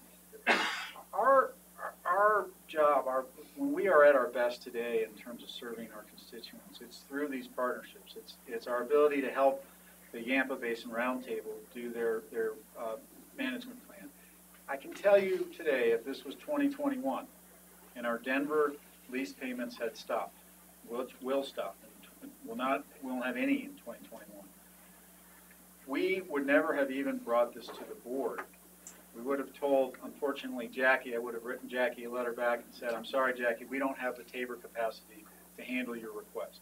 We have the skills, the knowledge, the desire, but we don't have the financial capacity because of this limitation on our ability to take state grant funding and run it through and help our constituents. And so it's not about raising our revenue, it's about increasing our ability to leverage state funds to help our constituents. We get, when the Yampa project request came in, and it's estimated at approximately 41% of our total district TABOR capacity. Instantly, that set off what I call our engineers are in our north wing of the. It was a north wing battle or concern because, wait a minute, where's all the TABOR capacity for the Gunnison Basin and the money coming in from the CRWCD for us to get out to our partners down there?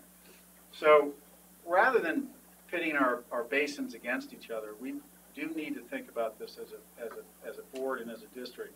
Is it appropriate to go to the voters and ask them for relief so that we can do these kind of things and these kind of projects? This is a discussion that has long-term implications, and I'm very sensitive to your time as volunteers, but I would strongly ask that you set aside 3 hours for an in-person meeting in February where we can actually sit down and have we might have some risk study discussions on the agenda too, but primarily, it's the budget, and it's where we're headed. And I think we've got to do this so that we can say, you know, you guys can say, yeah, Mueller, maybe we'll go towards that ballot, and maybe, or maybe we won't. But I need some informed direction from this board, and our team here needs it earlier in 2019. I don't want to wait to March or April. I mean, we thought about saying, well, we're not having an executive committee meeting in March. Maybe we'll do it at that time.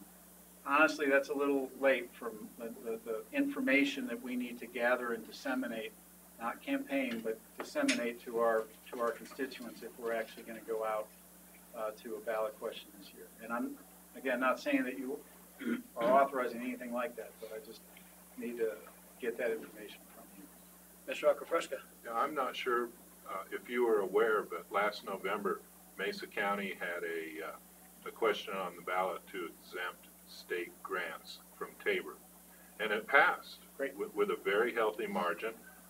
Commissioner Justman was one of the advocates for that, and it passed. He won. We all won, I think. But Mesa County is one of the few counties in the state that is not debruced, so it was necessary for us to take this step. Yeah. And that's a modified debrucing, and one of the things we would present to the board in February is kind of a menu of options and get some direction. And that would certainly be on the menu, but it is a potential. Mr. Belt. Is that something that maybe we could set up a webinar and have just as an open discussion as opposed to coming in? I'm just throwing it out as a suggestion. Because travel in February won't. Could be bad. Well, let's hope it's bad. Yeah, I know. Keep you moving forward. Yeah, we could probably have a webinar component to it. Okay. You still need to have face-to-face. Yeah. It's difficult. I say it's difficult to have that eye-to-eye contact. It's one thing to have a webinar where Andy's making a presentation, and he doesn't care what we see, what we look like, because he's just trying to tell us something. But where I'm trying to convince Mr. Albee about something as we go forward, or Ms. Stegelmeyer, then it becomes more difficult to do that through a webinar. We don't have a good enough system to have 15 images displayed up on a communication screen. And I would only indicate, you may think I'm not really observing you as we speak here, but 90% of communication is nonverbal, and I definitely pick up on your nonverbal communication. So I would like to, make sure that if you're giving me direction, that I'm really getting your support or direction the right way. I think this is too big an issue to just have a webinar to conference call on.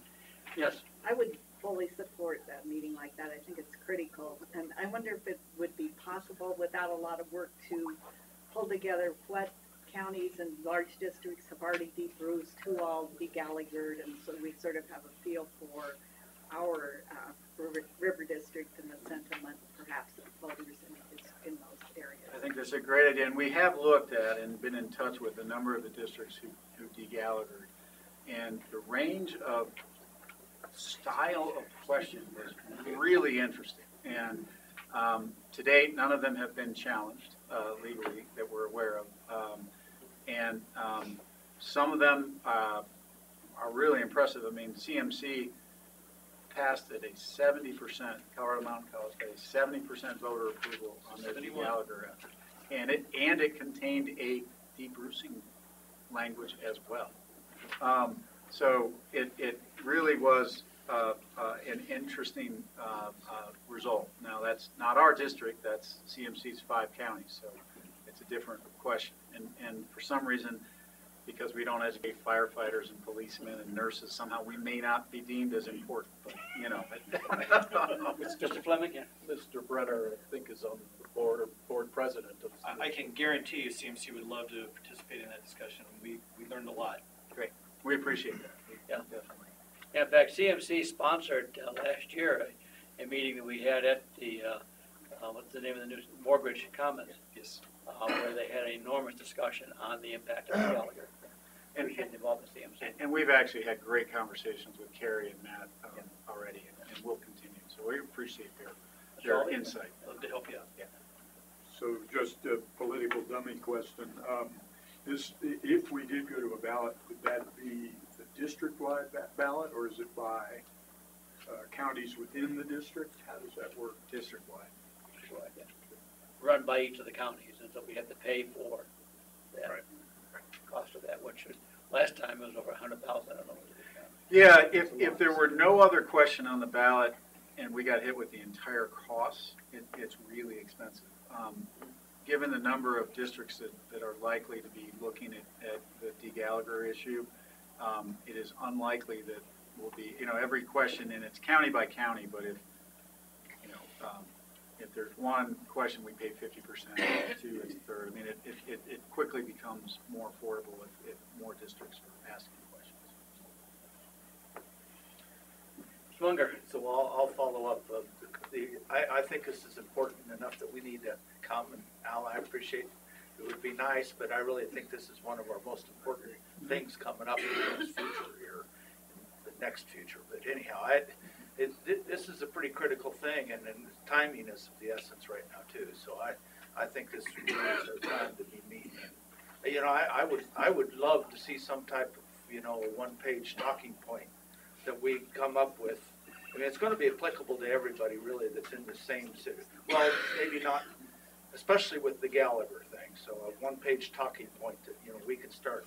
We throw out there on the table. So we're going to meet with somebody. This is what's happening with your governments that are supporting you. So yeah, and I appreciate that, and I think we will definitely do that. I do think we've got a particular message in terms of our effectiveness to accomplish our mission if we end up in that direction. So if I can suggest two potential dates, since we love you so much, February 14th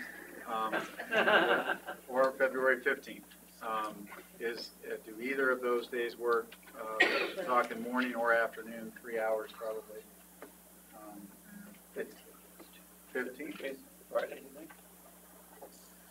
We're trying to do it at the end of the week because so we don't conflict. That's Friday, the 15th is a Friday. Yeah, Friday. That way we'll miss all of the county commissioners meeting days that way. Right. For sure. And isn't there a CRCA meeting on the 14th? Yes. Yes. Yeah. 15th? And we realize that we may not get everybody, but we'd really love it if, to the extent, I know some people might have new body parts that they're still getting their break in. 15th? Do you want to do it from 10 till 2 or 10 till 3? What's your pleasure as a board? I mean, We definitely need more than 3 hours at least. Yeah. Budgeted, because if we're going to do this study also, which I think we should. I think we should do time. Plan on 10 to 9:30 to 2:30 or something. That would be here. Be here, 10 to 2, 9:30? 9:30. 9:30. 9:30 to 2. All right. Lori, you got that? 9:30 to 2:30 on February 15th. Yes. And we really appreciate your willingness to commit an extra day. So, appreciate that. And we'll not belabor the point today, but we'll be coming back to you with information before that meeting. Next, I just want to, the UCRC and CRWA updates are in the memo. Again, a lot of demand management discussion. The UCRC indicated absolute consent to the Upper Basin demand management documents. I got to chair a panel of the 4 commissioners, and no fistfights broke out. And in fact, compared to the Lower Basin panel that immediately followed us, we looked perfectly organized and unified. And James Eklund and I had lots of nice things to say about each other while up on the panel. It was all good. The Lower Basin is still in dysfunction. They're still not working well together. As I mentioned earlier, it does look like Arizona's governor and others in the state say they're going to meet the January 31st deadline. Not much the Bureau can do, but the threat of filing a notice in the Federal Register just doesn't seem like they're going to hit anybody upside the head. Especially right now. It's all Arizona's fault. So it's ongoing. I really do think the one, to me, fascinating and not out of the box, but unusual experience was watching the Utes of Utah, the Dishoon Utes, really make a very compelling case as to why they should have a seat at the UCRC. And as interesting as their compelling case was, the lack of response of some of the UCRC commissioners was even more interesting.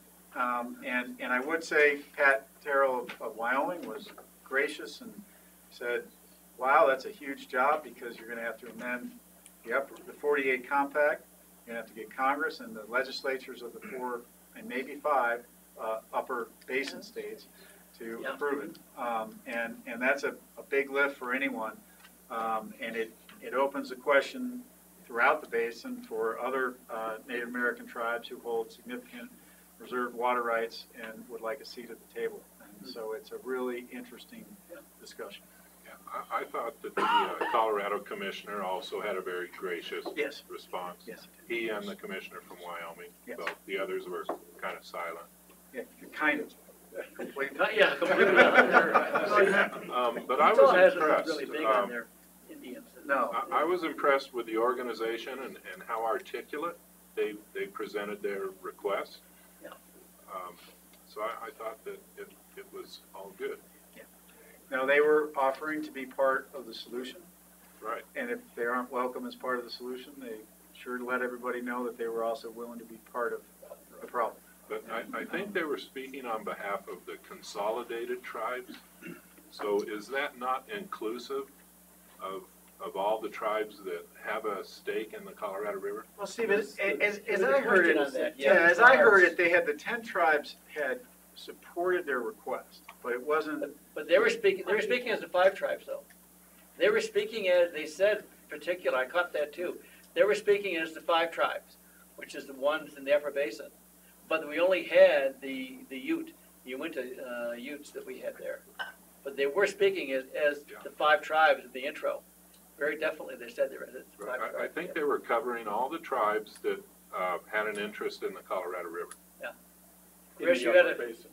Yeah, that's not what I heard in subsequent conversations with the southern and Mountain Ute tribes. They want. They were not consulted. Yes, I agree, it was represented as if. As the 5 tribes, yeah. The other tribes told me afterward that it was news to them, it had not been even broached to them, let alone sought support or coordinated.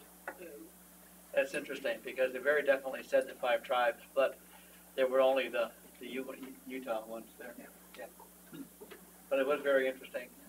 And I must point out that in his freshman year, our new general manager acquitted himself very well as the moderating that session, and it really brought a lot to that, I think, Andy. So he did an excellent job. Thank you. I'm not going to say it was my sole motivation, but I did save the district my CRWCD registration fees. Doug, listen carefully. My CRWCD registration fees, my hotel fees, part of my food bill was covered by CRWCD. So, and my plane fees. So, it was, Doug, do you hear that?